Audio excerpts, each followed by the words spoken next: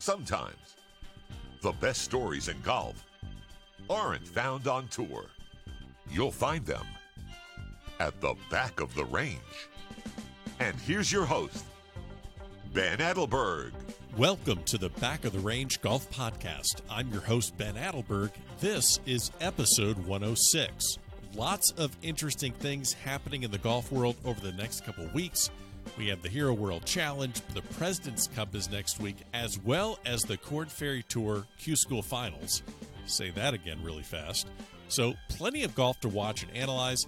It's kind of felt a little bit slow the last couple of weeks, so definitely looking forward to watching some golf this weekend and next weekend. So nice little surprise for me this week. Got to visit again with Brandon Wu. Last time I saw him was at Hoylake when he led the U.S. Walker Cup team to victory at Royal Liverpool Golf Club. He's down here in South Florida getting ready for the Korn Ferry Tour Q School Finals. So lots of mojo heading his way, and everyone else traveling to Orange County National next weekend for the finals.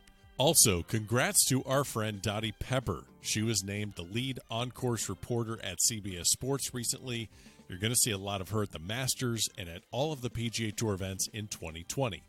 Nobody works harder at their craft than Dottie, so very exciting to see that news, and that actually ties in with some news related to the Back of the Range Golf Podcast. The first tournament that I'll be attending and covering in 2020 will be the Latin America Amateur Championship at Mayakoba. This tournament is being held next month. I'll be there checking out the field and visiting with some of the players. Geronimo Esteve will be representing Puerto Rico. He's a former guest of the podcast. My pal Ernie Marin, he's representing Nicaragua, along with former winners of the LAC, Toto Gana and Paul Chaplett. So, never been to Mexico. Very excited about that. I might even squeeze in a little bit of golf. You never know. But at the very least, I'll provide some photos and videos. So make sure that you're following along on our social media channels. You know the drill. We're on Facebook. We're on Twitter. We're on Instagram. Also, if you want to check out any of the previous episodes, make sure you go to thebackoftherange.com. So I did a little Cyber Monday deal on Instagram to blow out some of the trucker hats and the towels that I still have lying around. If you didn't see that deal, so you get a trucker hat of your choice, 2 towels, one for you and one for a friend, and one of our custom logo metal ball markers. So if you missed this deal, it was only $25. I'm going to leave it up for as long as possible. So go to the website, thebackoftherange.com/holiday deal. I'll put the link to this deal in the show notes of this episode, so go pick up some of that merch. Again, $25 gets you all set up, and I'll keep it up there as long as everything is still in stock. All right, special episode this week, a different episode. Our guest is Ryan Crysler. He's the senior instructor at the Butch Harmon School at the Floridian here in South Florida. So one of the facts about hosting your own podcast is that you never know who might be listening. You can see a bunch of statistics, but it's hard to tell who's listening, where they're listening from, and in this case, their involvement in the game of golf.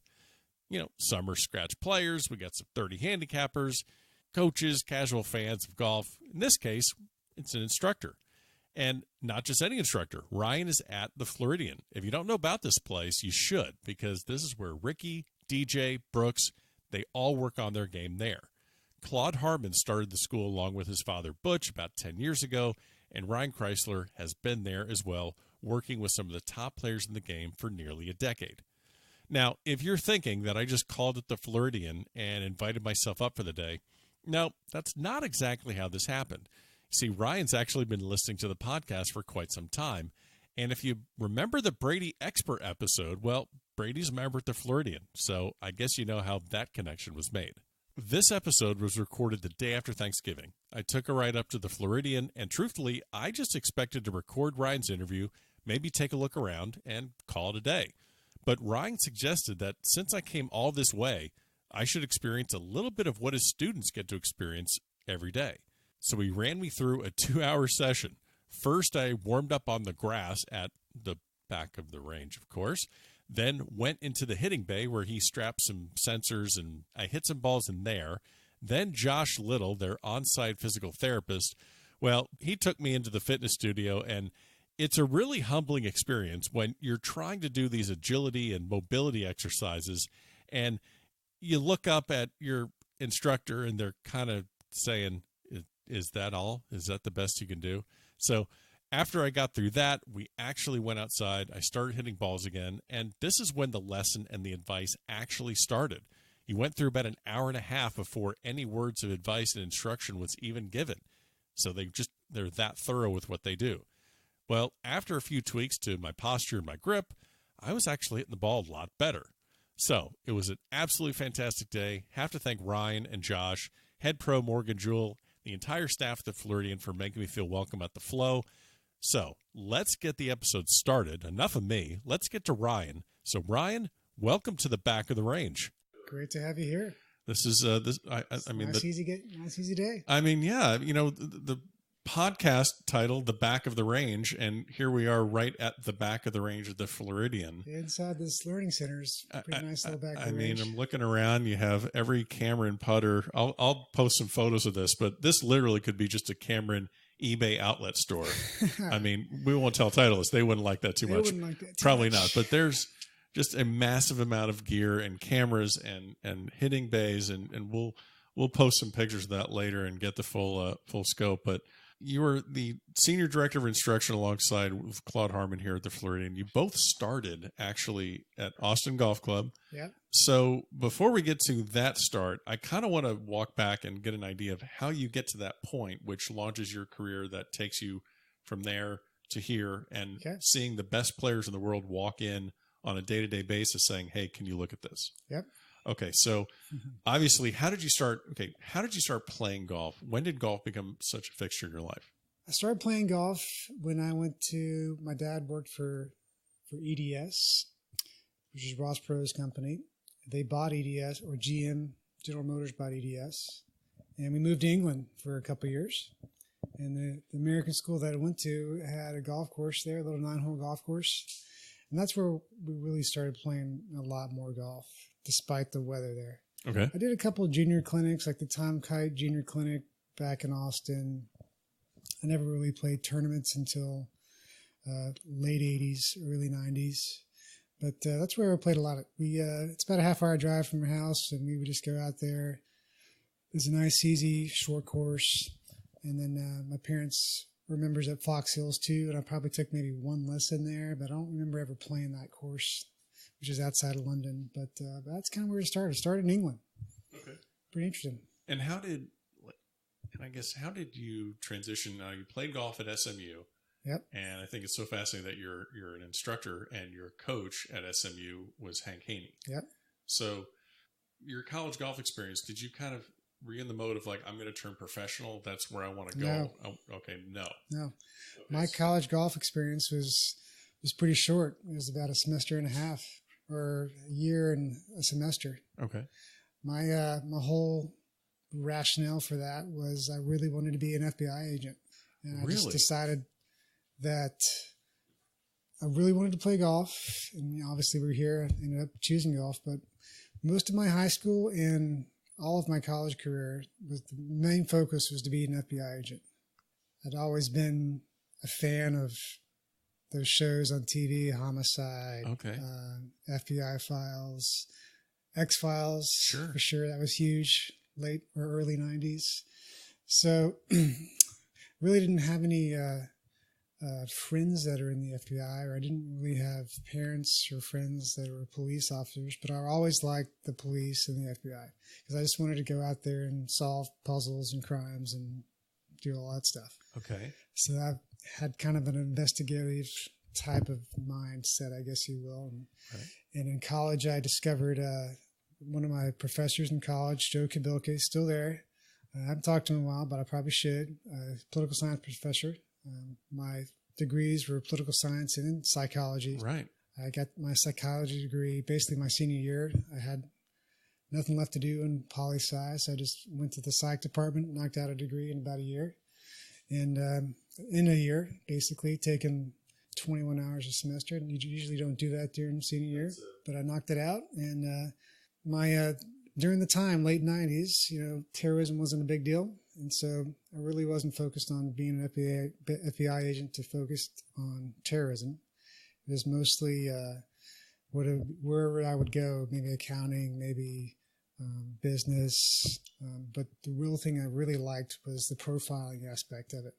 And that's why I got a psych degree, because I discovered the original, I guess you could say, FBI profiler was John Douglas. And he put out a couple books that I read, and I was just fascinated how you could look at a crime scene and get a suspect using his system. Mm-hmm.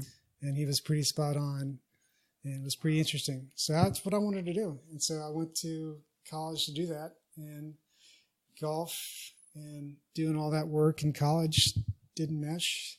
I was also not that good of a golfer. Hank Haney did a favor for me. I could have gone to like Division III, like Washington Lee. I really wanted to go there. I thought about coming here to Tampa, or just Florida in general, just staying in the warm weather. Sure. But I really wasn't that good, and basically until 2006 or so. But I was around a lot of good golf, and Hank Haney just really gave me a walk-on opportunity. I was already at SMU on a scholarship. It was still a great time. I probably should have spent more time on the team, but I just decided going into that sophomore spring semester that I needed to be more focused on my FBI pursuit. Now your degrees make complete sense to me, because I knew you had the poli-sci and the psych degree. And I'm not a business guy. Not a business guy. I've always been almost like despite I have a little IT background too, just on my own, but I just like solving stuff. And of course, this leads right into the golf swing. Yep. And you mentioned profiling, so you can see when players are lying to you or lying to themselves. Sure. Or you can see when you can get more out of them. You can see really what their fears are. Yep. So you're getting these degrees for this one purpose. I want to be an FBI agent. But now you're using these degrees for something else. When did it click into, I want to be an instructor? Like, when did that point of like, okay, I don't want to be an FBI agent anymore. What else can I do? Well, I play golf, but that doesn't necessarily mean I'm a golf instructor. Yep. So when did that start to click and say, okay, this might be an opportunity for me? I would say I tried to play pro golf for a while too. So I had a real job for a while. I was in Medicaid in California. My job basically, since I was a bit of an IT guy, I wrote some software programs and I knocked out my job within the first couple of months I was there. Okay. So I shifted to, which is basically Medicaid. My role was on the IT side in the claims department. Okay. So California, pretty much the biggest Medicaid account in the state. So you have a ton of claims coming through, a ton of forms, all that stuff. Back then we were still scanning them and then transferring automatically to computers and stuff. Mm-hmm. But so I wrote this program, knocked out my job.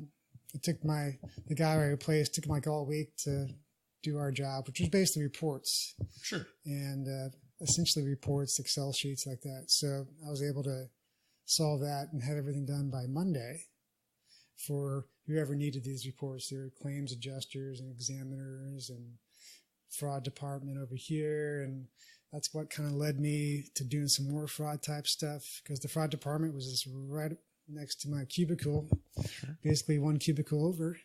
And I was doing that for a while, having a good time. But in 1999, that summer, Paul Lawrie won the British Open. Yes, he did. And who the hell is Paul Lawrie? And so that kind of got my juices flowing again. It's like, man, if he can do this, I can do this. So I converted my shift basically from 5 to about 2 o'clock. So 5 a.m. to 2 p.m. It was a 24-hour shift basically to run Medicaid for every state back then, because you just have so much paperwork and so many claims. So I just told my boss at the time, hey, can I just come in with the morning shifts? And I just did all my stuff in the mornings there and knocked it out. And so I had afternoon off basically, and I spent some time trying to work on my game. Probably would have been the same thing if Vandevelde won too, because you would have said, who the hell is John Vandevelde also? Sure. Yeah. Interesting. Sure. So I got my juices flowing. I probably shouldn't have turned pro as early as I did and tried to play more tournaments, but I went ahead and turned pro and wasn't very good. Came down here in Florida, 2001 season, did the Golden Bear Tour. Golden Bear Tour. Oh, yeah. Just got the crap kicked out of you, didn't you? Every day. Yeah. Every day of the week. Let's see. Brad Adamanis, Adam Armagast. Ken Duke. Hiroshi Matsuo. He was the big guy at that time. Okay. He pretty much won every other week. But Ken Duke was on that tour for a little bit too. Yeah. Who's now one of your students. Yeah, I work with him a little bit. Yeah. I'm more learned from him than anything, But we do some wedge work and some short game type stuff we can. But yeah. So yeah, that tour, that's one of the last mini tours, developmental tours that existed where guys could actually make some money and at the end of it say, yes, hey, I put some money away. I didn't just spend all my money on entry fees and gas and food and stuff like that. I mean, that and the Hooters tour. Yes. Really kind of one of the last ones there. That. And then I played the Tightlights tour as well. Yeah. Yep. Wow. Which is now an APT, I think. Yeah. Gary DiSerrano runs still the doing APT. it. Yep. He was doing it when I was there. Yeah. But back to your original question, how did I become an instructor? Well, I played for a while, played terribly for a while, and I just went back home to Austin and started working at Austin Golf Club. Still kind of just your basic shop assistant guy on the track to being a head professional type of role. And I was around Ben Crenshaw all the time. So still kind of intermediate, kind of trying to play section type stuff, still working, 60 hours a week, having a great time. The early days at Austin Golf Club were fantastic. And then what kind of pushed me to teaching, back to your original question, is the club hired Claude in the summer of 2005. He had been basically on the European tour for several years, working with top players, and he wanted to reestablish his roots in the U.S. And through our relationship with Titleist, we were a pretty big Titleist account at the time, and we interviewed a bunch of people, I think. The GM did, and we just settled on Claude. It was pretty much a no-brainer, So you're at Austin Golf Club, and you're around Ben Crenshaw. Yep. Claude walks in, and now you're off to the races. What was your learning curve being around guys like Ben Crenshaw? Obviously the Harmon family is, we can make arguments about what the first family of golf instruction is. They're obviously in that conversation. Yep. This isn't just a teaching pro at some club getting $50 an hour teaching, the nice little ladies that, you're thrown into the fire here, I'm assuming. Yeah. Austin Golf Club had a lot of top players, a lot of good local amateur type players. Ben was around too. So that was pretty cool. Learning from him. Just standing on the putting, you just watch him putt all day, couldn't you? Whenever he would practice hard, he would practice putting. He'd have 8802s. You couldn't tell what was different. Okay. He could tell you what's different between each one. But he did a lot of putting practice, and the only time I saw him really hit balls was when he was testing irons, like a new set of irons, or maybe 10 balls to warm up and go play. He barely even warmed up to go play. But when he practiced, it was just putting. Okay, so that's very enlightening for people listening to this podcast, because when you think of Ben Crenshaw, you think that he just rolls out of bed, has coffee and a sandwich, and that putting stroke is always there waiting for him because it's so natural. Yep. So he worked a lot on that putting stroke. He worked a lot on trying to find the shaft that he originally had in that putter, because he broke it, I think accidentally. He broke it several times, but he was never able to find that shaft that he loved the feel of. And so all these putters had different shafts. He reshafted his original putter 100 times, if not more, since I've been here. And so the chrome was burned off, and it was pretty wild. And he'd always search some shops in Austin for old bullseye shafts and stuff just to try to find that right feel. And he would tell you, this shaft is kicking this way and this shaft is kicking this way. And nobody ever talks about flex in their putter shaft. Yeah.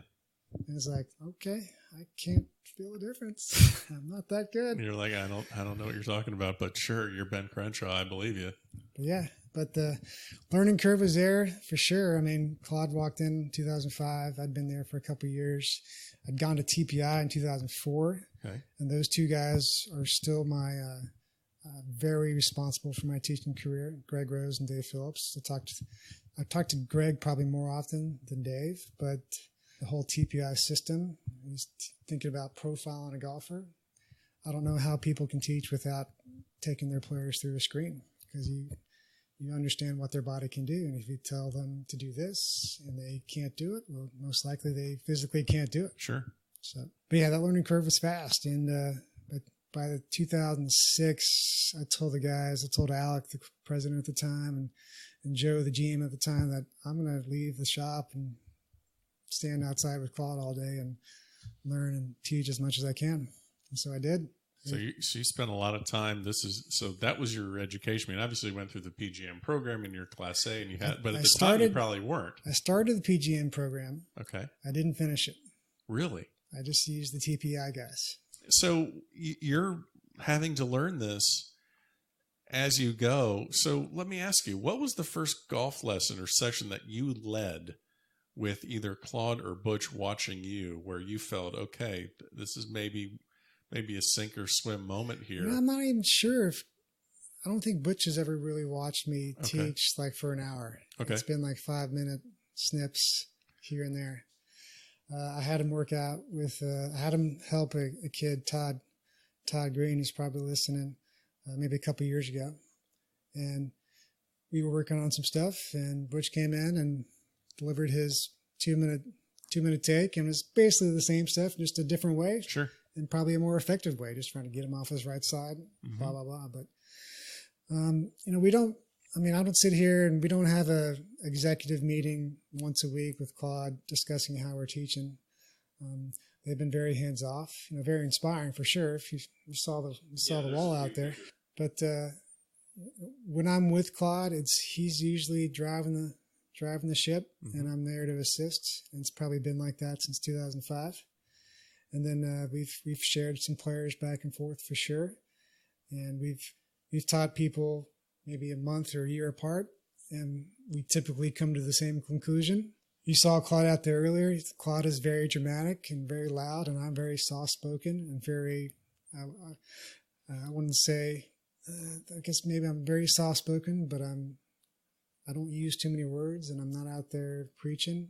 And I wait till I come up with my suggestion, and it may be 20 minutes in or maybe 5 minutes in, but. Well, it's interesting because you're saying that about Claude. So is it, and correct me if I'm wrong, but is it possible that there are players that come here that work with Claude for a while, work with you for a while, and, that's happened. And say like, okay, I like maybe the softer spoken delivery of the information from you as opposed to maybe the dramatic or the more. Claude, if Claude wasn't teaching, he'd be an actor. Okay. He's fantastic. He is so talented. I've always been like a chief of staff guy, behind the desk guy. Yeah. You know, analytical to a degree, just kind of soft spoken. I would say very laid back for sure, because I'm from Texas, just laid back. But my delivery is pretty short and concise, and hopefully it's effective. Mm-hmm. But, you know, I'm not a big storyteller, and the Harmons are great storytellers, and that's kind of part of their charm. You're holding your own. You're single digit. You know, we're not scratch yet, but you're single digit. I got a psych degree. I'm usually listening to people. I know. You know, I'm never on the couch. What when I was looking at different clips of Butch or Claude teaching. You know, there's this one YouTube clip up there. It's from here, and we did a lot of stuff early. Haven't done much since. Okay, so it's Butch and Claude teaching a young player about teaching about chipping. That thing has over 1.3 million views. I checked that out the other day because I figured you would. Uh-huh. I was pretty surprised by that. Well, okay, so that's perfect because I'm bringing that up because everyone is so thirsty for tips and tricks from the best. You see the impact of social media. You see the impact of the internet. IT background. You're well aware of what's going on. Do you try? You said you don't put as much stuff out anymore. Back in my old job, I did. We did a lot of stuff. Okay. Me and a guy named Spencer, who now works for Titleist. Okay. Worked for Scotty Cameron, and now he works for the club side of things. We had our own show on YouTube, and it was basically kind of modeled after Gary Vaynerchuk, trying to do something cool. So you're a Gary Vaynerchuk fan? Huge fan. Me too. I would say because Claude left at basically the fall of 2006. He only spent about a year at Austin Golf Club, but learned a lot, was on my own then. So I needed to figure out ways to, get the name out there. And then Spencer came along about a year or so later, and we decided just to start filming things that we like to do. And a lot of it was about Titleist, and he was a big Scotty Cameron fan, so he had a ton of Scotty Cameron putters. And even 10 years ago, there was forums and videos and pictures of Scotty Cameron enthusiast. So that was kind of our in. And that kind of expanded to more of a show about a little bit about club fitting and club performance, and a little bit about TPI, and a little bit about fitness and little things like that, and promoted it on Facebook and Twitter. And it basically became, half my week was working on our show, and then half the week was actually teaching. Right. So you're burning the candle to both ends, trying to. Yep. And it was a lot of hours too. It was 2008, 2009. I bought my first Mac, and it still took, for video, I don't know, it took probably a day to kind of put together something that was quality. Yeah. And then you had the whole audio part, and that's a whole other. That's a whole other. And that takes a while. You got to be at the right wind. And then Titleist actually sent us some good mics, so that was kind of cool. So we actually had a lavalier mic and a wind protector, so that was good. But so I've done that. Yeah, I did that 10 years ago. And a lot of promotion, a lot of Q&A, did some live stuff. But we never really posted swings and drills. We just kind of talked about, if this is what it's like for you, then this is what we're doing here. Right. And then, by the way, we're big Titleist fans. Here's the latest Titleist driver. And here's some great shafts we've been looking at. And Spencer's got this new Scotty Cameron putter. So that created a lot of interest. And we had people start flying in, and they'd come in for a club fitting, a lesson or two, or a couple hours there. And that kind of became a little bit of the business too. It's kind of almost the same kind of type of deal. The members are at Austin Golf Club. We're there to play and practice. And then on the weekends, maybe they get a lesson. But so during the week, Tuesday through Friday, I needed to do something. And we had people come in and fly in from Minnesota and England. And it was really cool. And they came in just to get fit. And then on top of that, we did some TPI stuff and fixed their movement pattern a little bit, gave them a couple things to think about swing-wise. And that was kind of my model down there teaching once Claude left. So you come here to the Floridian with Claude. You guys set this up together. He did most of the work. I came late. Okay. And that's also a good story. That's what we do here. The only reason I'm here is because Austin Golf Club burned down. It was a crazy Labor Day weekend. It was hot. It was really dry. And there was 4 major fires in Austin, and one of them pretty much took out the club. The one that was west of town and took out the club. Wow. And I think it was about a 300,000 acre fire over there. And I think it started by a guy who was just either welding something or just a simple accident. Mm-hmm. But the weird thing is that there was 3 separate fires, or four total fires. One in Bastrop that was pretty devastating, but nobody got killed. A lot of property damage. But I spent the month of September 2011 basically fighting fires and providing supplies I had a bunch of friends who were volunteer firefighters, and it took about a month, maybe more, to put every fire out. Wow. So I spent a month not working, not doing anything except talking to people, getting my members, getting my clients to help us get these firefighters water and Visine. That's really all they wanted, water and Visine. And that took about a month. And then it started kind of quieting down in October. And I was looking around at the club, and, the tee boxes and greens kind of survived because that was the only thing we were watering at the time, basically, because we were in a drought mode. And the clubhouse was saved. The cottages were saved. My little teaching center was saved. But you look around, the drive-in, it was devastated.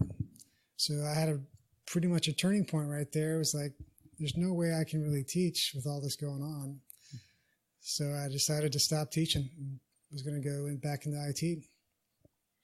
And another story is that George Strait was my last client at AGC. Really? So that was pretty cool. But that's how I got here. So I tried to find a bunch of jobs, and I tried to get my certifications back in line, and it didn't really work out. And then Claude just called me and said, actually, I was here in August that year just to see it. I was here in August. He told me all about it, and this was still in concrete blocks and stuff. And then I got the call probably sometime in November, and I came Sunday of Thanksgiving week, almost anniversary. Wow. I guess 9 years down. And when you came down here and saw it then, this is, let's see, so 2011. 11. So this is right when actually the change of ownership happened. Yep, that was 2010. Jim Crane bought from Huizenga. Yep. So you come down here and you're thinking, like, what were you expecting coming down here? Really, my only experience was going to Titleist and visiting the TPI in terms of a teaching center this comprehensive, which you're here now, right? So I just couldn't believe you would have this type of building. It's 4,500 square feet on the back of a practice tee with a great view and some water over here. And it's kind of turned into something really special, you know? So that's how I got here. I think one thing that listeners would automatically assume, you teach at the Floridian, they're just going to assume that if you know, Dustin Johnson, Brooks Koepka, Rickie Fowler, they just assume that if they're not on tour on TV, they're here all the time. And every day here spent, there's tour players walking in and out. Because I think people are very fascinated. I'm fascinated with, like, what is the normal day-to-day for a tour player that's when they're not on TV? Sure. We don't really see them practice.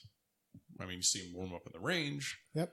And really, you don't see that all that often. I think Yep. That's why I think most people are so drawn to the Masters Monday, Tuesday, Wednesday for that Masters on the range, because, oh my gosh, I get to watch these players. Yeah. I mean, that's tournament prep too. That's still not day to day. Right. But still, that's our only glimpse of what that looks like. Which is very cool. That's crack for me. I can watch that Monday, Tuesday, Wednesday Masters on the range. Just don't show me anything else. I can just watch all that.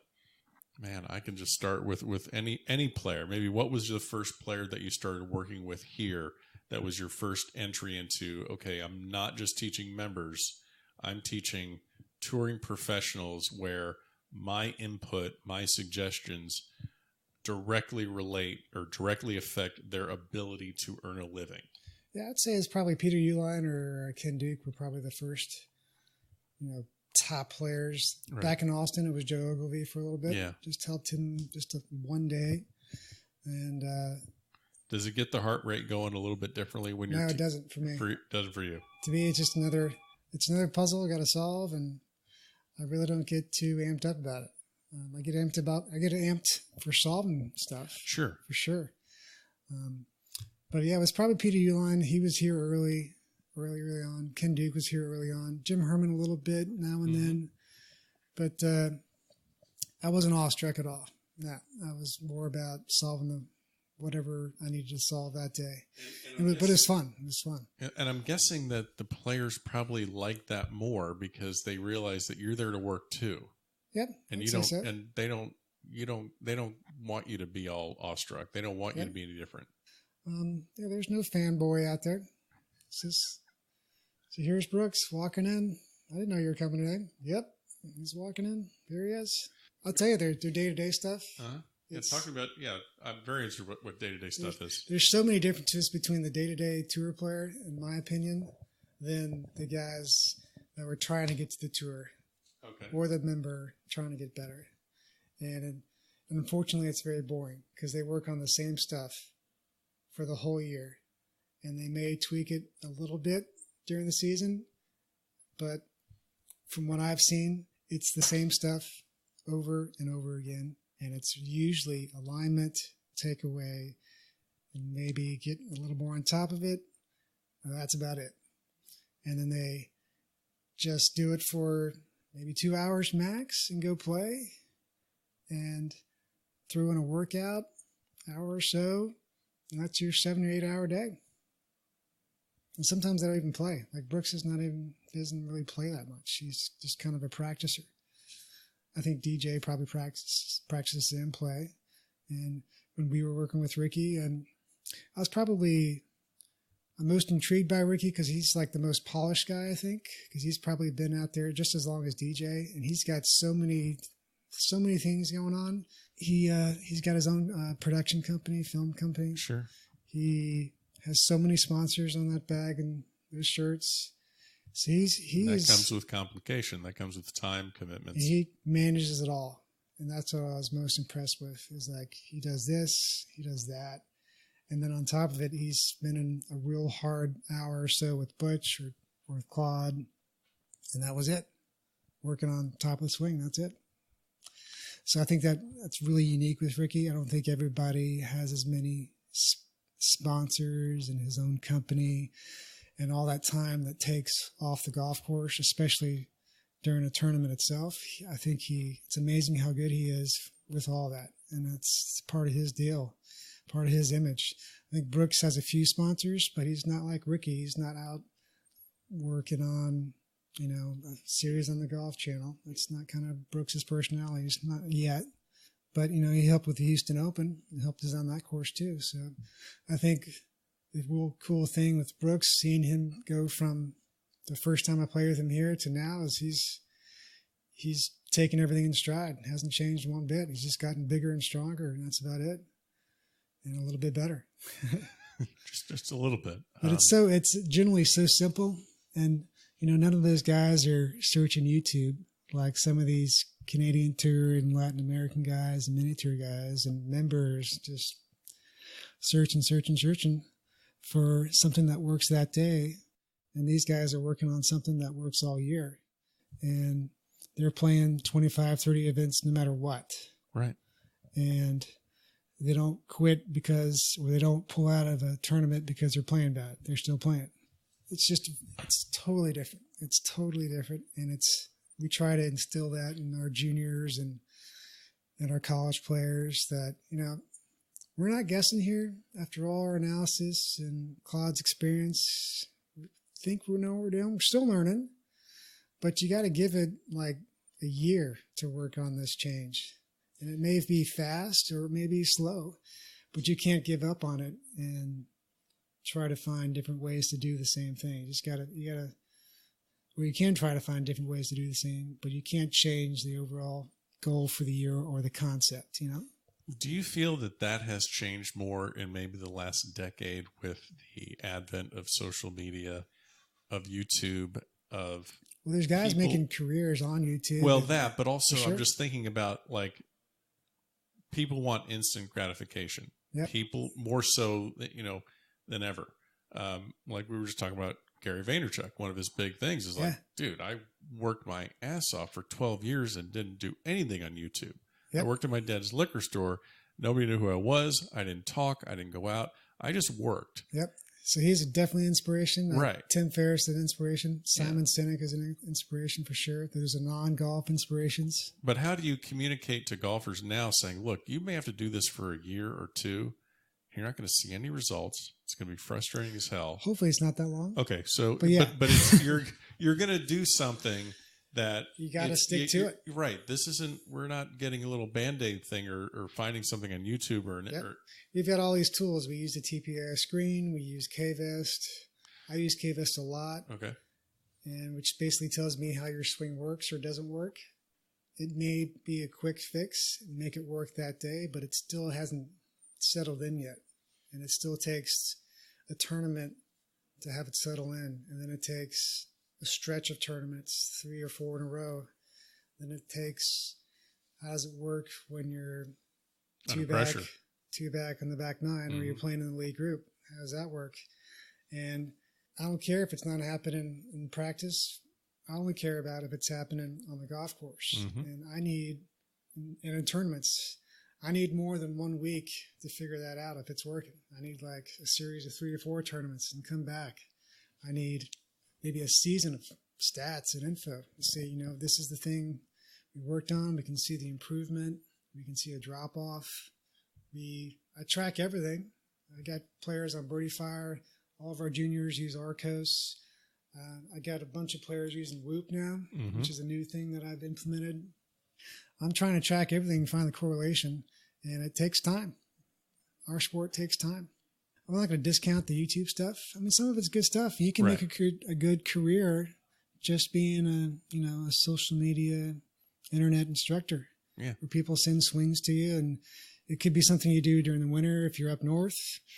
So I'm not discounting it. It's just not how I like to do it. I like to see the player in person, and I don't care if I'm missing out on $300,000 a year because I'm not taking videos online, then so be it. I'm pretty happy here, and I got a house right down the street. I'll be all right. I think you're doing okay. George Gankus. I think he's cool. Yeah. He's making golf cool, man. I haven't met him. I know Claude's met him. I've seen Matt Wolf play in our tournament. I would say it's probably why he's up on that list is Matt Wolf. Is it the methods that he's using, or is it the delivery method? Everything. It's everything. I think if you're going to be a top instructor, it certainly helps to have your star, Jordan Spieth, Sure. Matt Wolf, Dustin Johnson.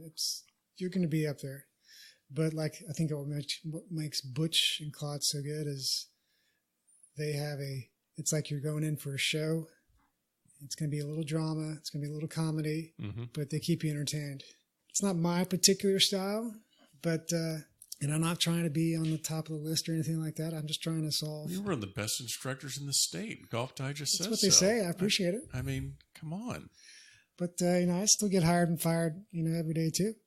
But, can you see it coming when you're getting fired? Usually.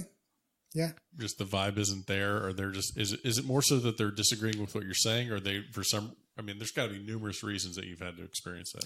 Well, I've got guys that are on packages that I value a lot. And we probably do maybe 2 packages a season. And that's going to be, call it on paper, maybe 20 hours, but there's usually a lot more in between. Sure. Because I'm studying their tournaments, talking to them during tournaments. But yeah, it's either the package is running out, they're not going to renew, and they haven't seen much progress. It's been 3 or 4 days or 3 or 4 times they've here, and we're still trying to fix the same problem. So I'm trying to find ways to maybe communicate it differently. And I'm fact checked with their stats from the rounds, and sometimes it's a good thing, where we get fired and they go seek another. And it clicks and they're happy. And yeah. Totally fine with that, totally fine with that. And then sometimes, players just leave and never come back. And that could be a good thing or a bad thing. Maybe we solved it and they're done. And that could be it. I did some work with Dominic Bizzelli earlier this season. And I think we did some great work, and he's a great guy. We've talked a little bit now and then, but he hasn't come in and we haven't solved anything. So haven't fixed anything in the last few months or so. But I don't have any problem with that. Yeah. Yeah. I don't have any enemies out there for sure. I'm not saying if you're not going to work with me and then that's it, delete, that's right. not how it works, because sometimes they'll come back. You never know. I was going to ask you, you're constantly asking your students to improve and to work hard. You're trying to challenge them. How do you challenge yourself on a day-to-day or week-to-week or year-to-year basis? What kind of goals do you set for yourself? Well, I don't really set goals. I'm not a goal setter. Okay. I'm not a goal setter. No matter how much people want me to write down the stuff you want to accomplish, I've tried. It doesn't really work for me. So what I do, I kind of sit down in July instead of January, and the time where I go on vacation, family vacation, it's relatively quiet around here. Everyone's playing tournaments or on vacation themselves. And that's where I decide, what am I going to think on, what I'm going to work on for the next coming year. And I just try to come up with a theme. So a couple of years ago, it was just, we're going to work on our same stuff, but how are we going to deal with adversity? So that was the theme for the year. So the guys on packages, the guys I work with a lot, I would create adverse conditions and how do we deal with it? And then last year, I guess currently still was basically management. And I did a lot of this with the high school team I used to coach. I'm going to give you your schedule. We're going to have a tournament or two every 2 or 3 weeks, or every 2 or 3 days in high school golf. There's no time to change anything. We need to take the best of what we got and make sure it's the best of what we got every tournament. And how do we manage that? So I worked on management. I'm still working on management. That's kind of one, I think, like I said with Rickie earlier, that's one of the key differentiators. They're able to manage their time in practice and at tournaments. And I've kind of found people on both ends. some people are grinders, and they kind of grind themselves to death. And so by the time they tee it up on Thursday, they're out of gas. Right. And then some players are just, they can't manage the day-to-day stuff, don't know what to work on, don't have any idea of what to practice, don't know how to game plan before a tournament round. So I'll work on all that stuff. I'll give you, here's our list of drills. That's all you're doing every day. So maybe it's a chipping drill, a putting drill, and a full swing drill. It may not even be that much. Maybe some players, I give them a ball count.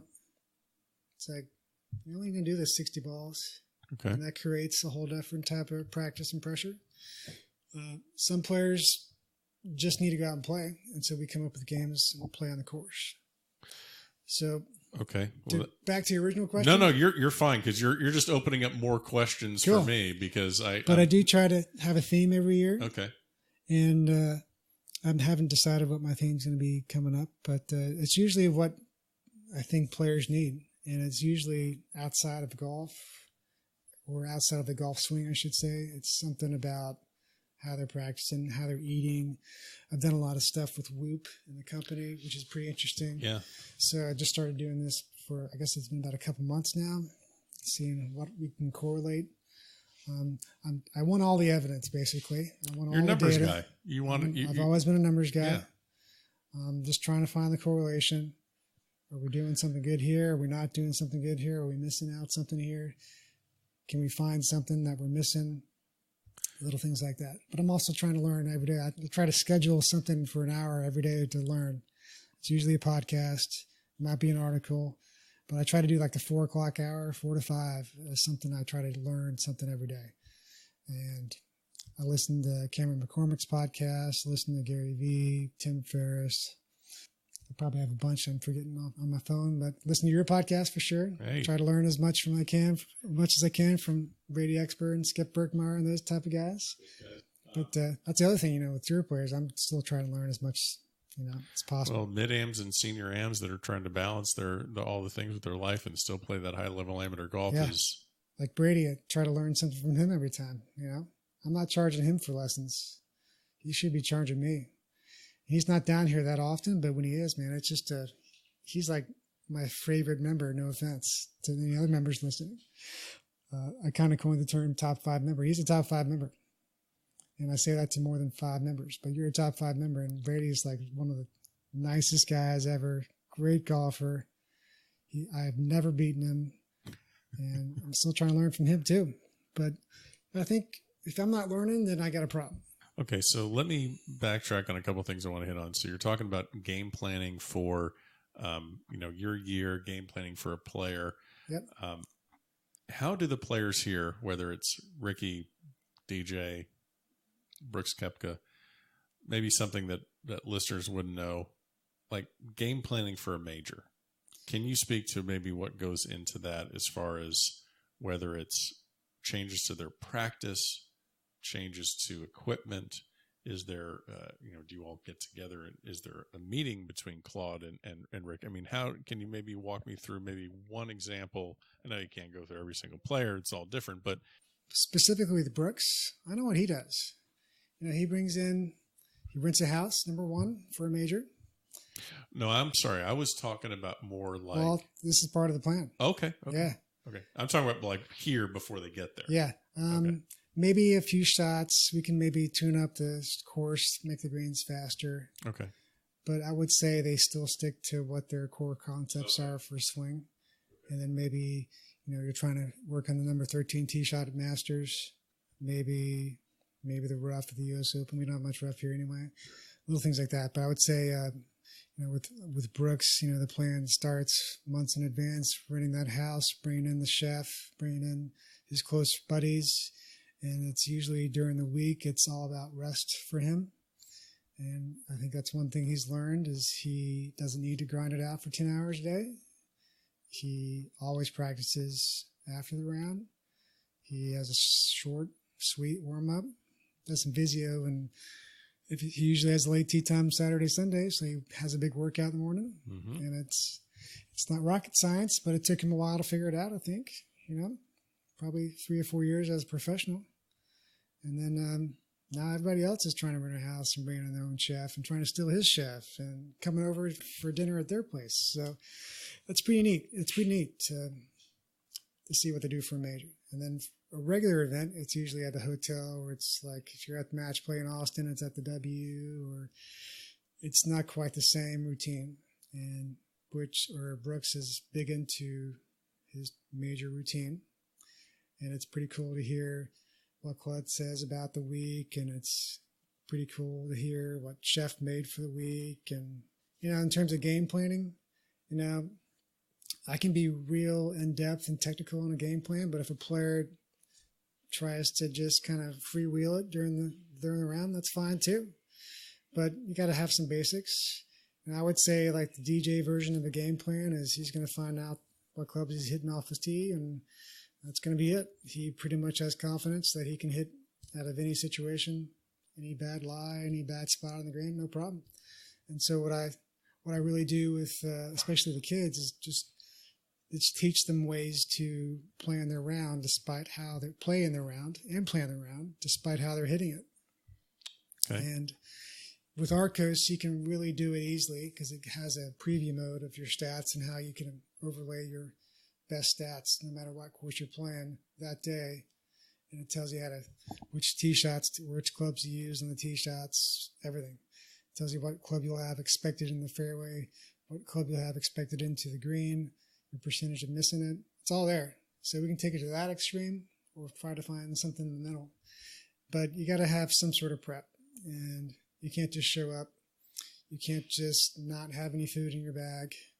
You can't just not have a water bottle. You can't just show up and expect all that to be there, and it's typically not. Right.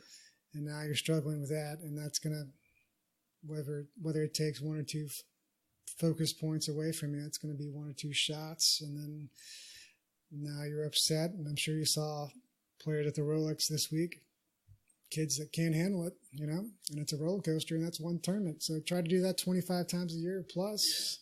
It's not going to work. So well, that was one thing that I believe it was Brady or some of the other mid-ams and seniors. They say, these college kids or these juniors, they may have the swing and they may have the length. They don't know how to play. But they don't know how to play yet. They don't know how to manage. And all it takes is them to, miss a 3-footer or stub a chip, and they're gone. Mentally, it's all over. It's all gone for the whole week, maybe, And I did a lot of that with the high school team that I used to coach. We would have Wednesday afternoon at school in the library planning the rounds, reviewing the rounds, just trying to help them, not if they used it, just trying to help them recount their round. They would present their round. And so from a public speaking aspect, that was fantastic because that's one skill that kids don't have these days. And then, just going through the motions, just telling us what you hit. I'd have the guy who won usually go first, and the guy who shot 90 go last, And so hopefully the guy who shot 90 learned something from the guy who shot, 100. But it takes a lot to play this game, man. And it's not just swing. You can be perfect out there, but I guarantee you you might have one perfect shot on the course for the whole week.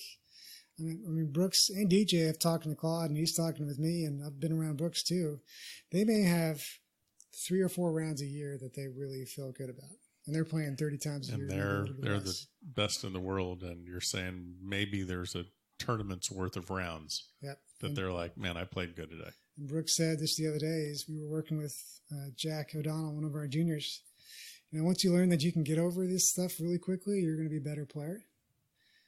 And that's pretty simple, but true. Here's Jack, who's a great player in himself, but he's still one of those teenagers who might get hot out on the golf course.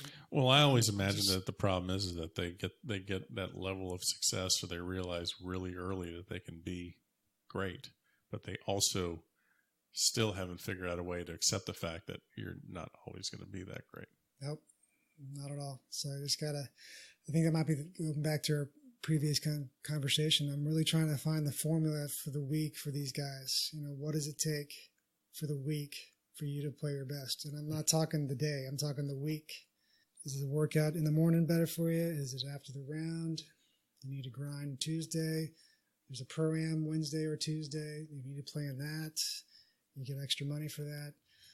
Do you not need to play in that Pro-Am? Could you play in the Monday Pro-Am and maybe grind it Tuesday? I don't know, whatever it is, it's going to be different for everybody, but I'm trying to really find that formula.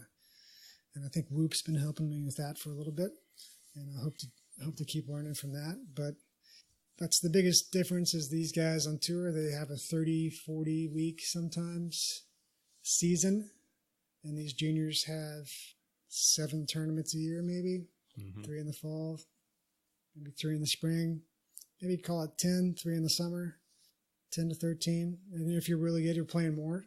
And you can't have that roller coaster round. You just have to learn how to accept it and move on.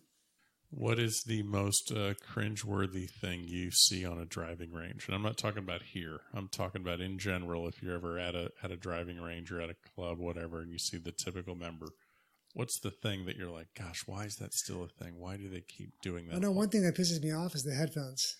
Okay.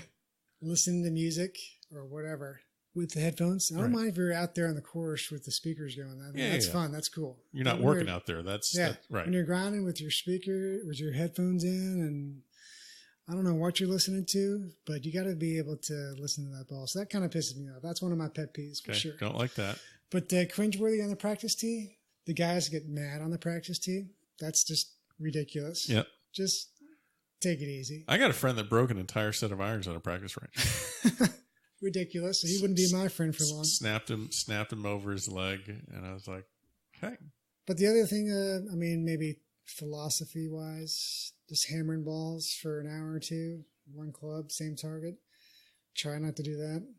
It's very easy to do that in this sport. Sure. Some players, like the grinders for sure. This one kid I work with, Josh Hart, he's a grinder, man. So I've had to tell him to tone it down a little bit. Yeah. You don't need to be out there 8 hours. At some point, there's a level of effectiveness that starts decreasing. Of course. You know? Well, the body can't keep doing, So try to break it up for sure. So maybe it's a time. Actually, I did one thing with him was I put him on a time count one time and a ball count the other time. We just try to find out, what's more effective. We did a time count on the putting green. So he has a bunch of drills that he does. So I just, instead of just having him make basically your circle drill around a hole, like 4, 6, 8, 10 feet, sure. 10 balls. He tries to get through all of them. And then I just said, well, why don't we just time this? I'm going to give you 5 minutes. How many putts can you make in these 5 minutes? And see where we're at. Instead of trying to start over if you miss one.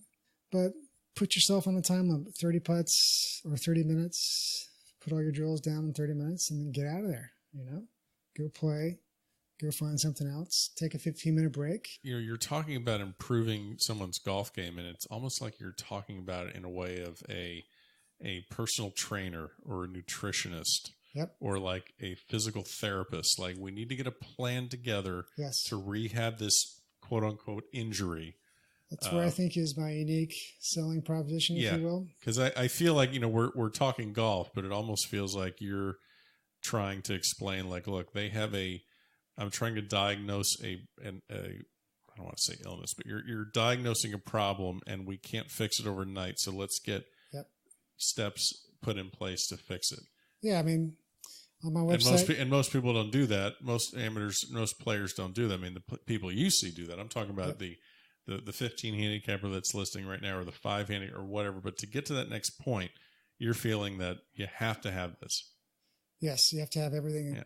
Is this more important than getting the newest driver and the most expensive shaft? And probably got to be fit. Yep. I mean, I know I'm not talking about, you got to be properly fit. I can't walk in and get a senior flex shaft because that's not going to fit me. But I can have 7-year-old irons that fit me and a 7-year-old driver that fits me. And my old trusty rusty 8802 with the shaft that we don't know what the flex is. But I'd be just fine compared to someone that has the top of the line equipment, but I have the game plan and they don't. You'd be better off long run for sure.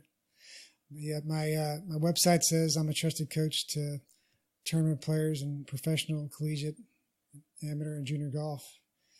And that's pretty much all it says, and a few other things. And Nothing about. Yeah, you didn't have a lot of bio information. I couldn't. You weren't easy to research. Yeah, good.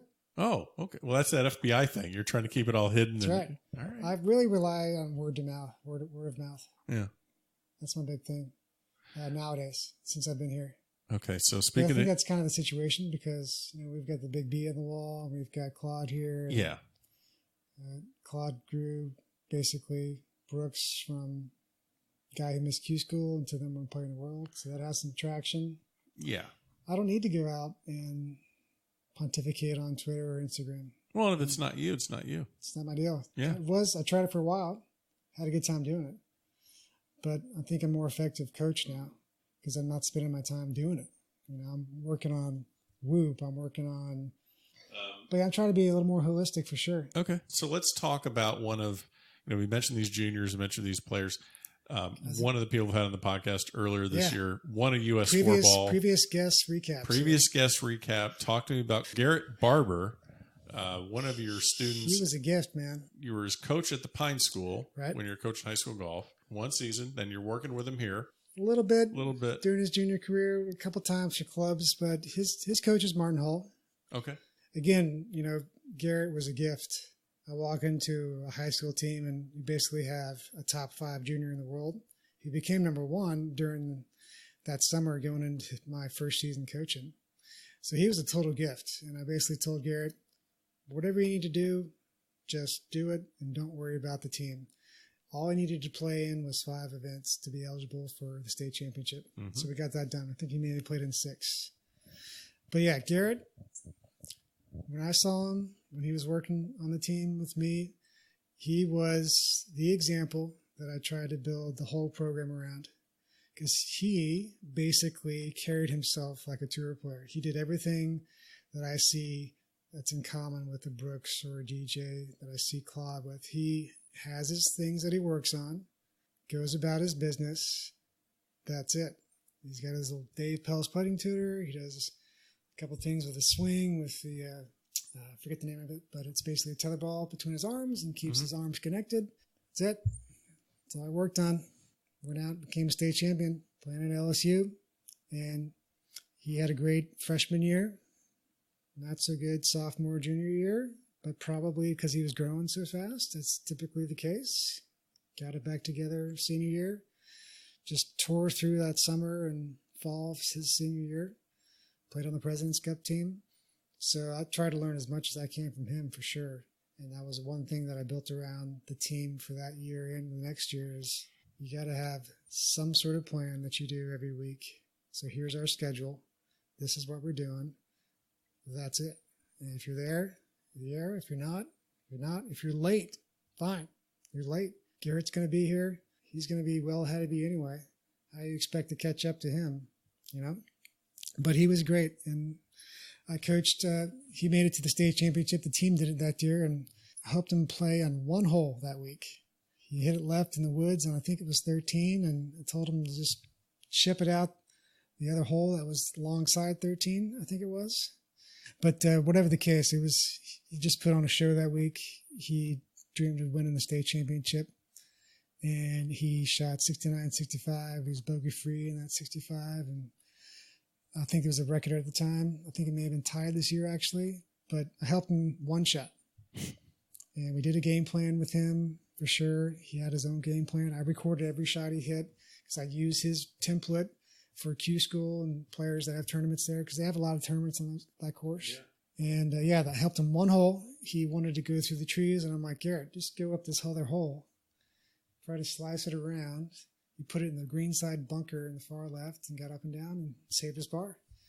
He's going to be a great player. He probably did a little freshman transition, what they always do in Division I. Yep. Except maybe if you're Matt Wolf, but he'll be doing great. I haven't seen what he's done this past semester, but I'm sure he's good.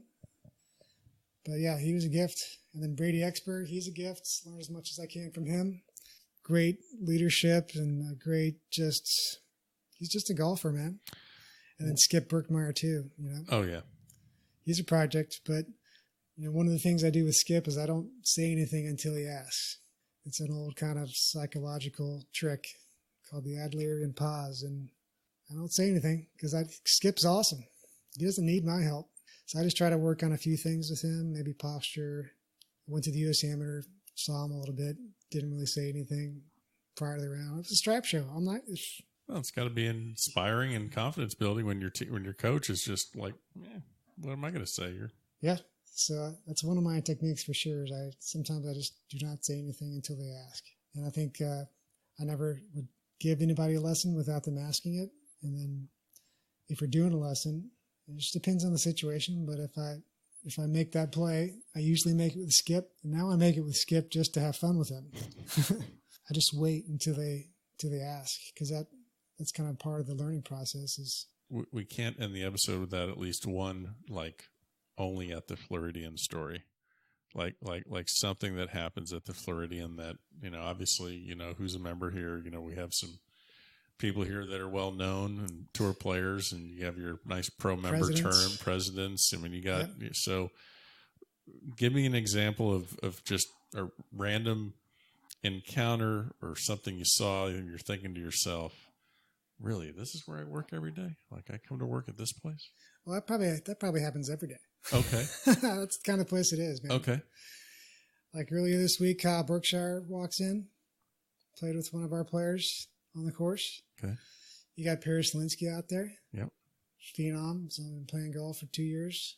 Already played in the U.S. Open. Already qualified for a U.S. Women's Open. We're almost kind of used to it. President Obama walks in every once in a while. As the president, pretty surreal. As a member, it's still pretty cool. As a president, you got 150 Secret Service guys and the Coast Guard and the Air Force up around. But it's pretty neat. And so the three of us, Butch, Claude, got to work with him a couple times. That was fantastic. I would have voted for Barack or I should say Mr. President, if I would have met him before, because he was just that cool of a guy. Really? And I think that's one thing you got to be with the president. If you're a president, you got to be a cool guy. You got to be able to win that crowd. So that was cool. Never would have thought he'd be that cool, but he was so cool. And I've met George W. too, being from Texas. Sure. And I met President Trump too. And everyone's been so genuine with me. Super nice. I met Trump at his club down south here, Trump International. He's fantastic. That was well before he was president. Super nice guy. Made sure we were all good. And we were there on Thanksgiving, actually. He was in customer service mode all day. Interesting. It's pretty neat. But yeah, every day at the Flow, there's always something. It only happens at the Flow that you have a president over here who was here a couple weekends ago. You got a long drive champ. You got the number one player in the world. You got maybe the hottest junior golfer girl in the world. That only happens here. And so I'm very grateful and thankful to be here, because there's really no other place that's better than this. If you're a golf instructor, this is it. So I better not screw things up. Well, I don't think you have, and I think that's a perfect place to wrap up the episode, and I hope we can do it again. Yeah, we'll do it again, for sure. Yeah, this is very enlightening. I think a lot of people listening, because you're one of the first instructors I think I've had on the podcast. We talked a little golf, but we still didn't talk swing. We didn't talk swing. All right, we'll do that for the next one. No, we won't. We won't. Okay, we're not talking swing. All right, well. We talk some more. We can talk more stories, but no swing. Yeah. Perfect. All right, well, I appreciate it. We'll do it again soon, and thanks for stopping by the back of the range. All right, thanks, Ben. And there you have it. Special thanks to Ryan Crysler, Senior Instructor at the Floridian, for joining us this week.